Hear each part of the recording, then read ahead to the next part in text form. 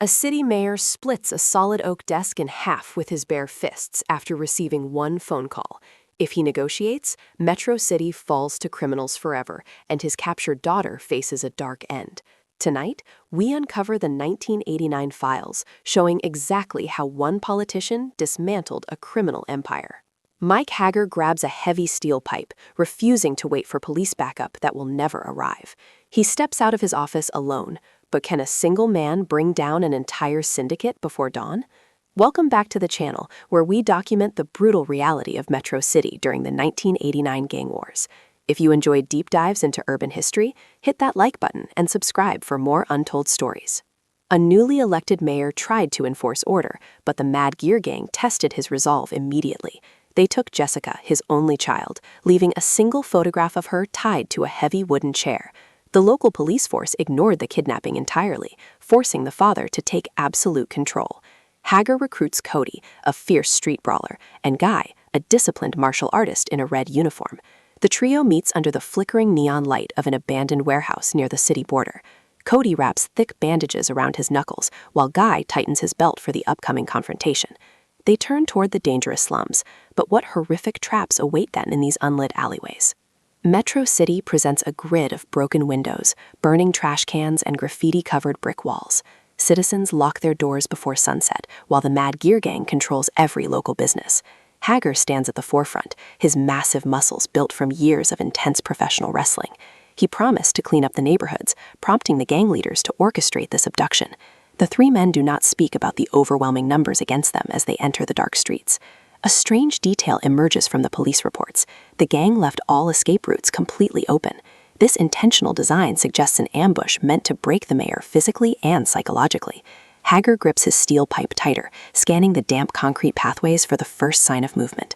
Shadows shift behind the rotting wooden crates, but who will strike first in this deadly urban maze? The slums smell of damp concrete and rotting wood as dozens of gang members rush the silent trio. Guy executes rapid kicks, knocking multiple thugs violently into stacks of splintering wooden crates. Cody throws heavy punches, clearing a direct path through the filthy alleys toward a rusty fire escape.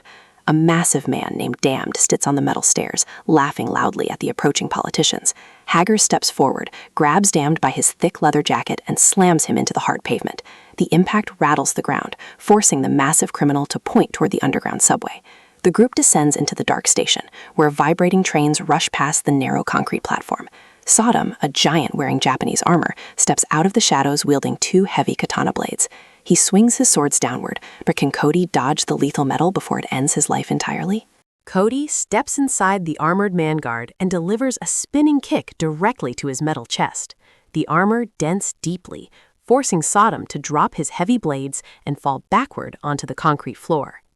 They push forward to the west side, a district filled with brightly lit arcades and run-down dive bars. The flashing neon lights illuminate a police squad car parked sideways across the narrow brick street. Edie E., a corrupt police officer on the gang payroll, steps out holding a heavy wooden nightstick. Hager stares at the silver badge, recognizing the exact systemic corruption he promised to destroy. The officer swings the club, but Hager catches the wooden baton effortlessly with his bare left hand. Guy leaps off a nearby trash dumpster, kicking the officer's sidearm far out of his immediate reach. Cody lands a heavy uppercut on the corrupt cop, but what greater threat waits in the industrial zone?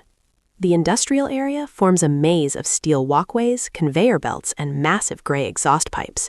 Thick smoke pumps into the night sky, making the heat inside the metal factory absolutely unbearable.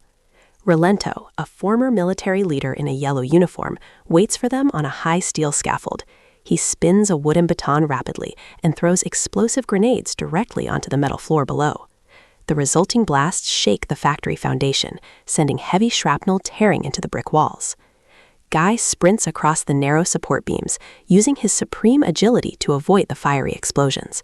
He jumps from a suspended steel pipe and lands directly behind the militant leader without making a sound. The martial artist grabs Relento and throws him violently over his shoulder toward the factory floor. The militant leader crashes heavily into a towering stack of empty oil drums, ending his military reign. The intense battle leaves the trio exhausted, their torn clothes covered completely in thick black soot. They search the debris and find a detailed map highlighting the main gang headquarters at the Bay Area. Hager studies the blueprints, realizing the criminals have fortified the entire eastern coastline. This defensive strategy reveals that the gang leaders actually fear the mayor's unstoppable physical power. Cody tightens his loose bandages, refusing to stop and rest despite the overwhelming physical fatigue. They march out of the burning building, stepping back into the cold night air of Metro City. The distant sound of police sirens echoes through the empty streets, but the authorities remain useless.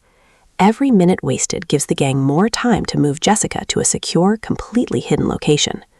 Hager leads the charge toward the docks, his massive boots crushing the broken glass on the pavement. The bay water comes into view, reflecting the dim moonlight across the wooden shipping piers. A towering figure blocks the main city bridge, but can Hager defeat a giant matching his own strength? The Bay Area docks remain quiet as the smell of salt water mixes heavily with spilled engine oil.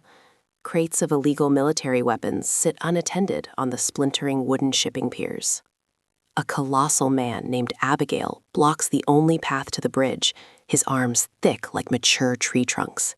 He charges forward aggressively, his heavy steel boots shaking the old wooden planks beneath him. Hager pushes Cody and Guy aside, meeting the terrifying giant head-on in a brutal test of strength. The two massive men lock hands, straining against each other as thick veins pop on Hager's thick neck. Anger fuels his muscles as Hager lifts Abigail completely off the ground for a devastating piledriver. He slams the giant head into the wooden dock, breaking the solid planks into countless jagged pieces. The path to Uptown is clear, but what horrors await inside the towering penthouse of the gang leader? The top floor of the Uptown penthouse features marble floors and a massive glass window overlooking the city. Belger sits in a mechanical wheelchair, holding a loaded, heavy crossbow aimed directly at the intruders.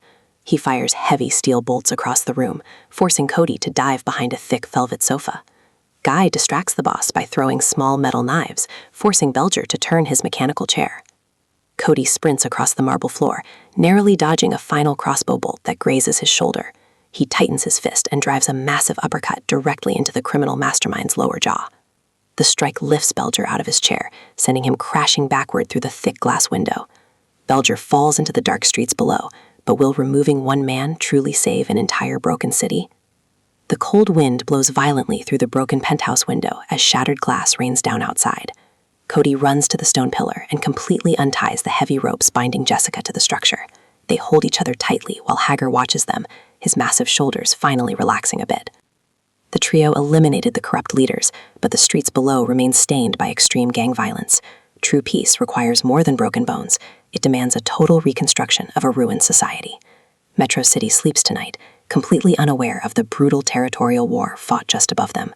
The future of this metropolis remains uncertain, but for tonight, the Mayer family is completely safe. Thank you for watching this historical documentary. Make sure to leave your thoughts in the comments. If you were forced to destroy your own city laws to save your family, would you take that heavy choice?